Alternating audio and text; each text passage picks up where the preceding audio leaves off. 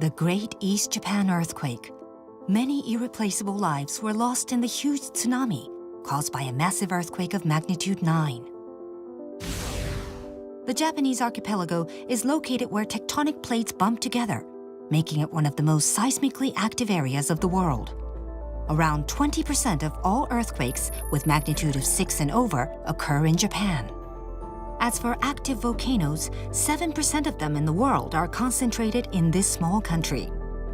Natural disasters such as typhoon, heavy rain, landslides, and heavy snow also cause extensive damage to the country. Japan is blessed with the beauty of the 4 distinct seasons, but because of its geographical, topographical, and meteorological conditions, the country is also subject to frequent natural disasters. The Ise-wan typhoon, which killed more than 5,000 people in 1959, led to the enactment of Disaster Countermeasures Basic Act in 1961. This disaster management system has been further strengthened by the lessons learned from subsequent large-scale disasters.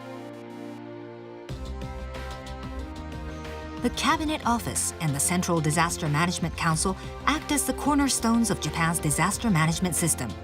The Cabinet Office is working to bring ministries and agencies together in the areas of basic policy on disaster prevention, preparedness, response, recovery, and reconstruction in the event of large-scale disasters. Also, it is seeking to unify related institutions to draft plans and conduct overall coordination.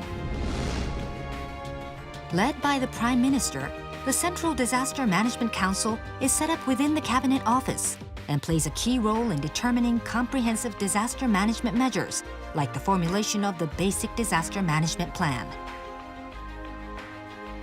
When a major disaster strikes, Major Disaster Management Headquarters or Extreme Disaster Management Headquarters are set up, depending on its scale.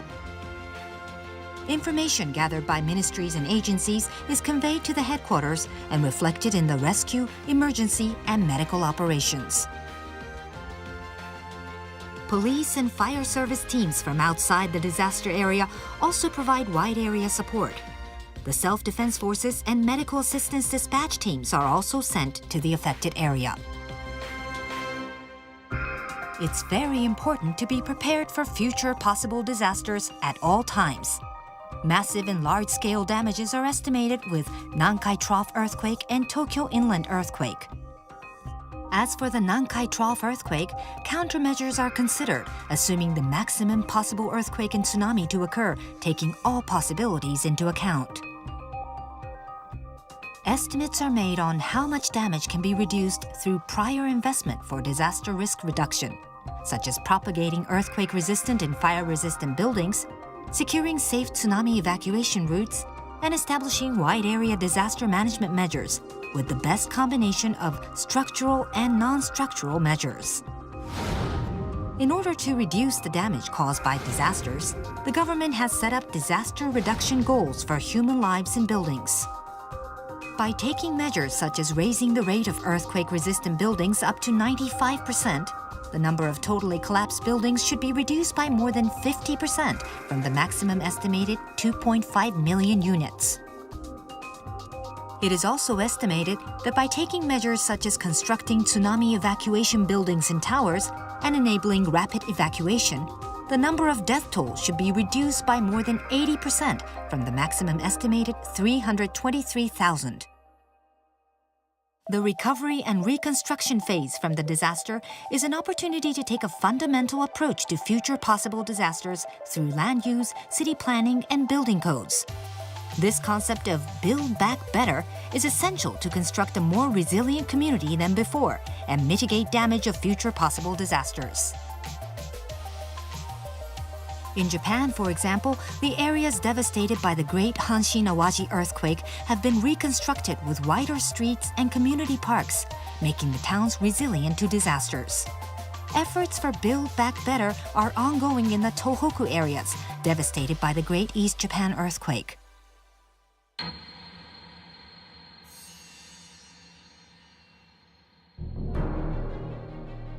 What can we do to prepare for possible future disasters? Here is one case where disaster education played a key role in a successful evacuation. In Kamaishi City, after the Great East Japan earthquake, smooth evacuation of the residents was enabled by the help of the city's junior high school students. Since 2004, the city has been working on evacuation drills for tsunami disaster under the guidance of Professor Katada from Gunma University. The 3 principles of evacuation they have learned were: don't make assumptions, do your best under the circumstances, and be the first to evacuate. March 11th, the day when the earthquake occurred. All the students staying in the junior high school were able to evacuate themselves in accordance with the principles, helping neighboring elementary school students and residents to evacuate together. It is important to learn from experiences of past disasters and pass on the lessons learned to prepare for possible future disasters.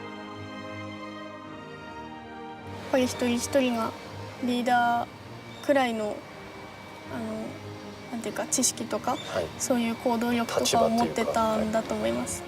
防災教育を教える側になって高校教師で